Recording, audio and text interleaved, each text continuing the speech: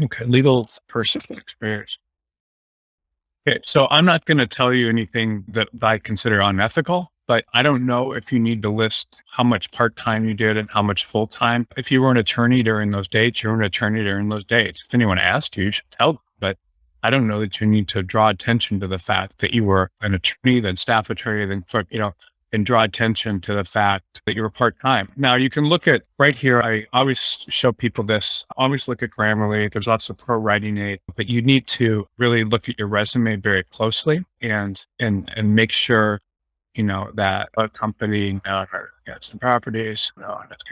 So you need to go through and proofread things. So I'm just looking at this, and this is like a very obvious thing that after a party there's a this. So everyone needs to really very closely proofread your resumes because if you don't proofread your resume very closely, it just draws experience to your lack of detail and other things that are very important for an attorney in a job. And it shows you're almost like demonstrating your weaknesses. And this isn't to say you can't do these jobs, but this important thing to make sure, because you can see all these issues and you see here like ellipses are allowed or not, situation used to be changed and third party subpoenas and all this stuff. So this stuff needs to be done very closely. And you can even put down your dates of employment. Just say 2002 to 2020. During this time served as an attorney, staff attorney, and during my last 8 years as the secretary and corporate counsel. And this is a lot of detail here. So no one needs all this information. So you need to probably get this down into a couple lines.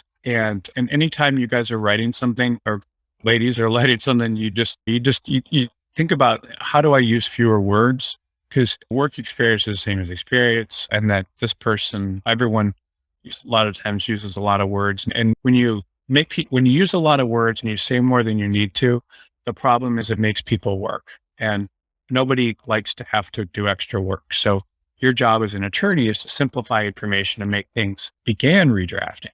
So just this all needs to be really slimmed down with a few lines that gives people enough to talk about, to understand. And then this, you don't need this.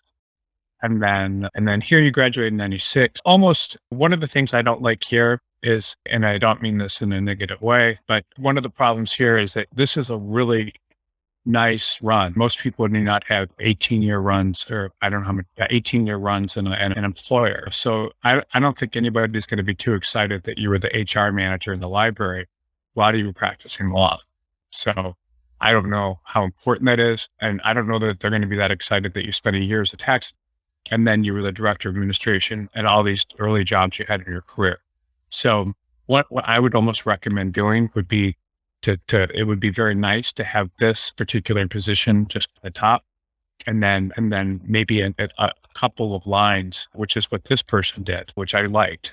Between 2012 and 14, they took 12 years and they put down just a couple of lines of what they did. So I would just say here during the period of 2000 and whatever, these years here when you graduated in 1997, I believe, but worked as a attorney for a law firm and law firm and two different companies or something, or got experience doing this. That's how I would handle that.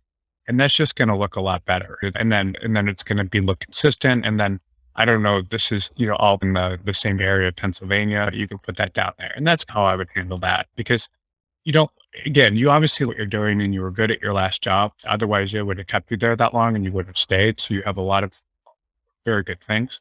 But I would recommend, if it was me, I would try to really make sure that this information is consolidated, because otherwise it just detracts from the overall strength of the resume there.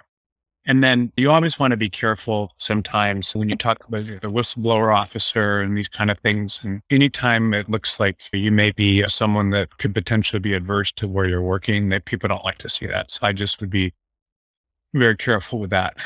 But other than that, it looks good. Okay, so this resume, and I try to consolidate everything and make it smaller.